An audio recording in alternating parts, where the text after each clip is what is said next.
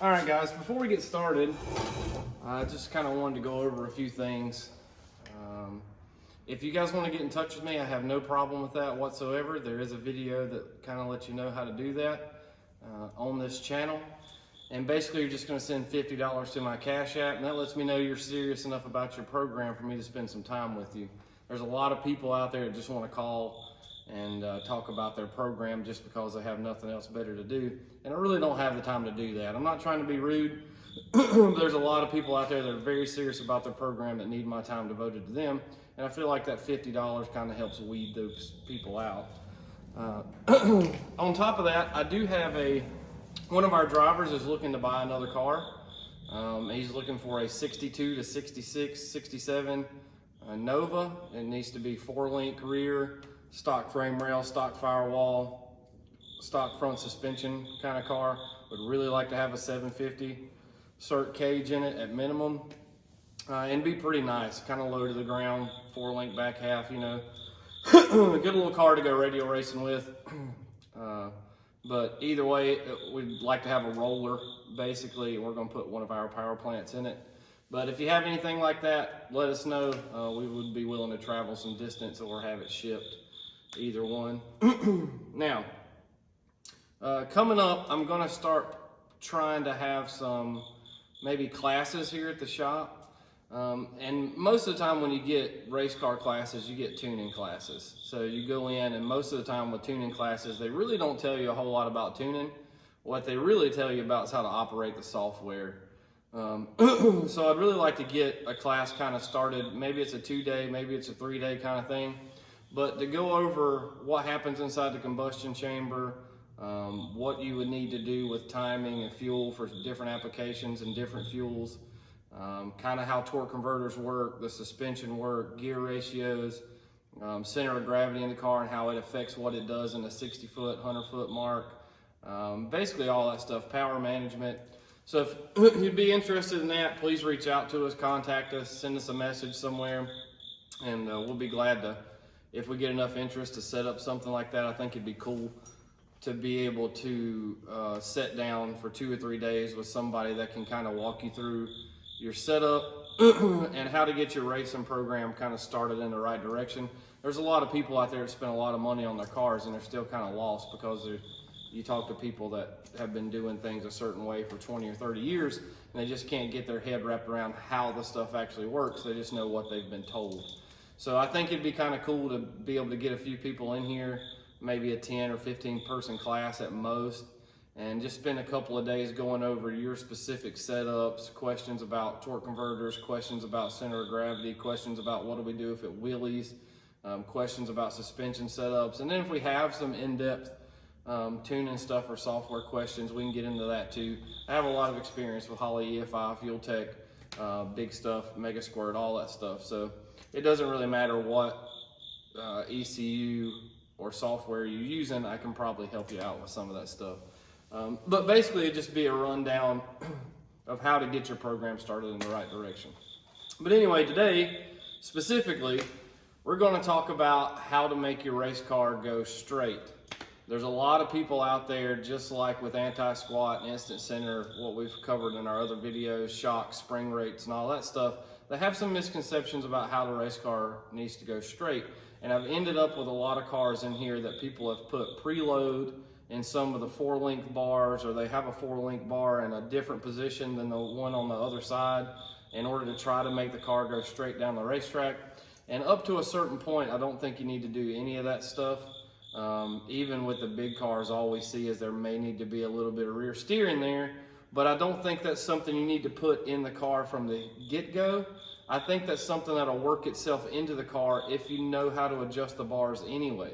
So what I'm going to go over is how to adjust the bars when certain things do certain things and how to counteract certain things that happen.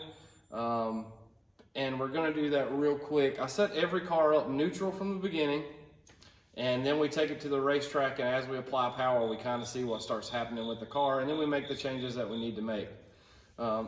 So I need to draw a little quick illustration if you'll give me a second. So let's say we have the race car, and I'm just going to draw a box. We're not going to get real technical today. And you have the front wheels, right? And then you have, we're going to use this as the rear wheels because I'm going to need to move this around a lot. I don't want to have to erase everything and draw it back. So this is the rear wheels and the rear axle of the car. And this is of course the body and the chassis. And this is basic placement of the rear wheels and the axles. So let's say we set the car up neutral, what we think is straight. And I'll just go ahead and tell you, if you have a Malibu stock 4-link or you have a Mustang, Mustangs are really bad about it. They are just a sheet metal chassis that's been around for 30 years. There's no telling what the car has been through. So if you take the car and you just set it up to where the bars are equal length, 90% of the time, something's going to be tweaked in that chassis. I'm not saying it's been wrecked, but just from 30 years of abuse, it's probably been a race car for half its life. It ends up being not exactly squared up. Now, if you build a whole new chassis from the get-go and you have a good chassis builder that should put everything in the right location, you'll probably end up being straight. But most chassis that I see have a little tweak in them somewhere if it's still stock suspension stuff, especially with Mustangs. They're just all sheet metal unibody. So what I generally do though, is I'll go in and I'll try to find some measurements to some pickup points. When they manufacture the bodies, they will put holes in there where they line up with the jig. So if you can go kind of middle of the car and find some of those holes, you can figure out how far to measure back to make sure the axle is kind of where it needs to be. Sometimes I'll just glance at the fender well, make sure the tire looks like it's centered up in the fender well, so that way I kind of know, I have an idea of, yeah, we're kind of in the right spot. Now, if you have a car that's turning left or right, and it's a slow turn, 90% of the time you can fix that with an anti-roll bar. I don't suggest going to the anti-roll bar every time, because the anti-roll bar is really just there to keep the car level and keep the correct amount of pressure on each tire. Now, if you have a really bad anti-roll bar situation, generally right out of the water box, when the car rolls up to the start line, you can look down and see one print's a little wider than the other. In that situation, I would definitely go to the anti-roll bar, knock a little bit out, whatever needs to be done to make that thing roll straight. But generally, I just get the driver in the car, get the car set up as equal weight as I can, left to right, and then I'll set the anti-roll bar up neutral. And if the anti-roll bar is strong enough, if it's made for the amount of power and the weight of the car that you have, it will generally apply equal amount of weight on each tire, and you generally don't have to worry about it after that. The next thing that we want to look at though, and a lot of people think, well, I measured and I put the rear end straight in the car, yada, yada, yada, it should be going straight. Well, most of the time your car's not equally weighted left to right. You'll have more weight on the left side, you'll have more weight on the right side, and then that means one of the tires has to push more of the weight of the car, okay? And when that happens, the car will want to turn left to right. So what we want to do is we want to learn how to adjust the lower control arms, which is the only part that I suggest adjusting to make the car go straight down the racetrack. I use the upper control arms and a triangulated 4-link to center the rear end up in the car, and then to adjust pinion angle. The lower bars adjust what I call yaw or rear steer, but it's basically just driving the car with the back tires. So if we leave and the rear end's a little this way, that means the rear end's rolling this direction. If the rear end's rolling that direction, it's going to bring the back of the car around this way and point the car right. So people will say, oh, the car's driving right. Well, it's going right, but the rear end's actually driving left. In that situation, I'm going to shorten the driver's side control arm or lengthen the passenger side control arm if the car is driving right. If the car is driving left, rear end's going this way, pulling the back of the car that direction and driving the nose this way, I'm going to take the passenger side control arm and shorten it, or the driver's side control arm and lengthen it. You're not actually putting rear steer in at this point. People tell me all the time, it needs some rear steer, it needs some that's not what you're doing. What you've done is you've got the rear end as close as you possibly can, centered, squared up wise, but it's actually not squared up and centered for the weight that's in the car. So whenever you adjust this thing one way or the other, you're actually just squaring it up to the weight that it's pushing. You're not putting any rear steer in it. Rear steer would be if we had the weight exactly centered in the car, and then we still, because of power, twisting the chassis, whatever else, we'd still have to move the axle in order to get the car to go straight down the racetrack. And that's not what's happening. We're going to end up with a little bit more weight over here, a little bit more weight over there. These cars aren't perfect. They're not all built on a jig. They're not all purpose built from scratch. These things are just, if you put them on a scale, it'll blow your freaking mind how off to one side or another the car will be. So all we're doing is squaring the rear end up on whatever weight it's pushing. So once again, please do not go directly to the anti-roll bar unless it's just a long, straight, gentle pull to one side. I may take the anti-roll bar and tweak it one way or another.